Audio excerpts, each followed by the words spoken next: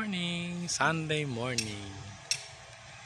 Dumating na po yung order namin sa na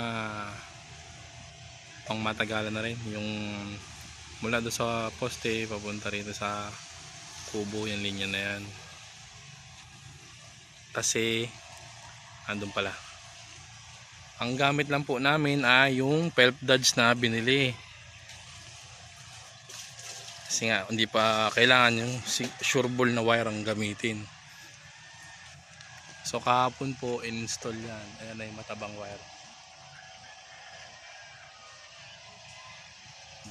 Ano po yan? 40 per meter.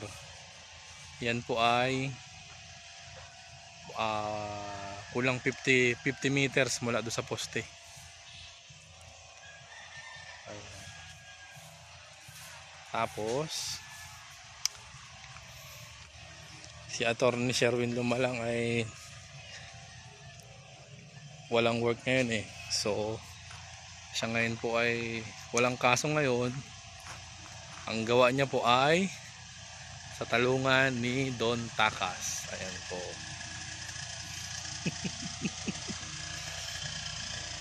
Ayan po ang mag-ama, si Don Takas at saka si Atty. Sherwin Lumalang.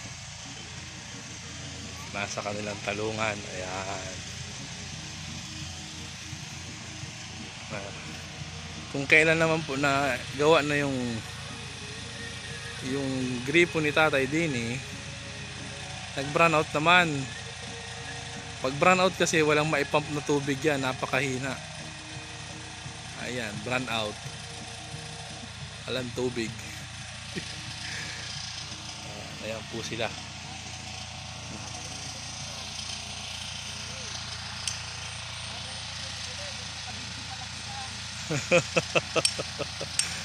Oh, andyan po, ayan si Don Takas. Tay, hindi kaya mawala yung Jetmatic pag yun ang kinabit natin din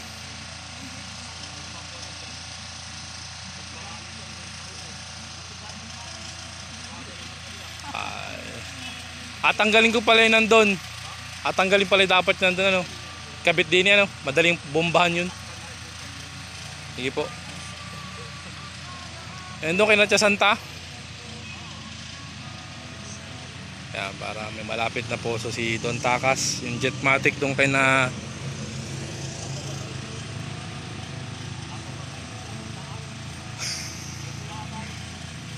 sige po.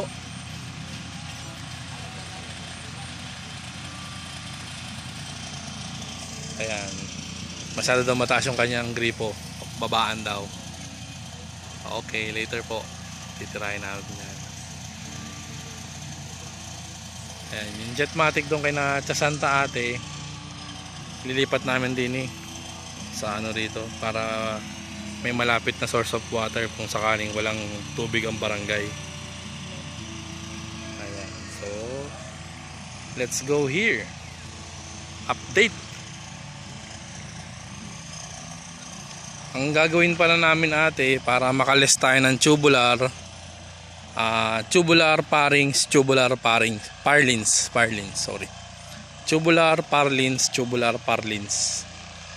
ayun ang gagawin namin.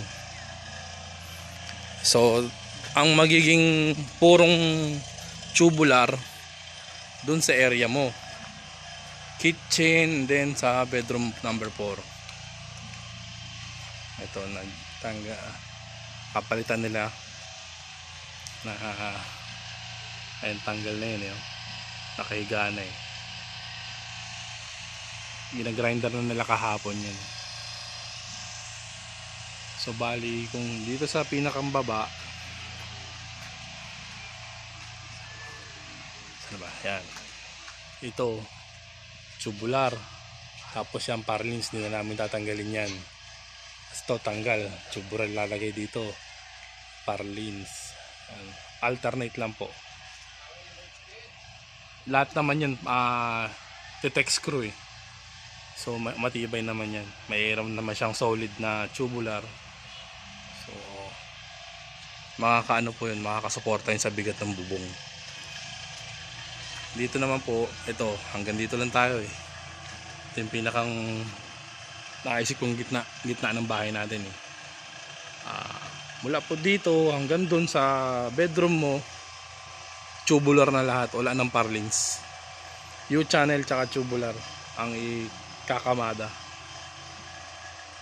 Ayan po. So less gastos tayo. Ayan. Ito bang i-update ko?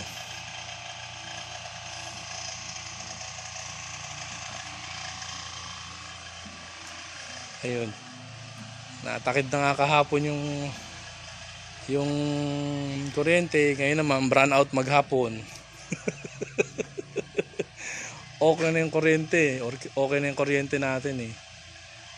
Bigla naman nag-brown out 6 AM to 6 PM. Ayan, brown out ngayon 6 AM to 6 PM.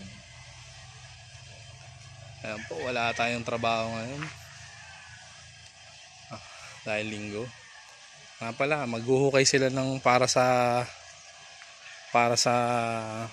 alod all around the house. Paikot.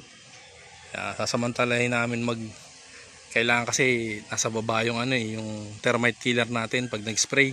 So tamang-tama. Sorry. Nakataas pala yung cam. Tamang-tama yan. May hukay. Pag spray sa baba, dire-diretso yan. Paikot. Tas tabon. Sa loob okay lang. Spray na yan sa loob, lahat ng pader. Mabili na nga ni pala ako ng tamang-tama yung power washer na binili mo ate. Mabibinyagan yun dito. Nakapag-hukay na pala rin sa gilid na ere.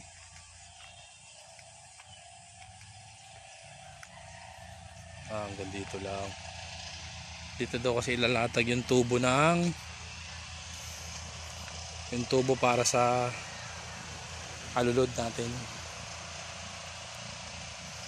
Ayan. So ito huhukayin pa nila to. Paikot yan eh, huhukayin nila. So sabi ko sa kanila, tama yan, hukayin nyo, tapos latagan nyo, kami na lang magtatabon. Ayan po. Ito po pala mga parlins natin ay pinapakulayan na lang ni Kuya Naiping. Kulayan daw para hindi magkalawang. Tapos reserba. Ayan pa yung mga hindi nakulayan. Ito yung may mga kulay na. Tapos yung iba ginagamit nilang tapakan doon kasi nga para safety sila. Ayan po. Ayan po muna sa araw na ito.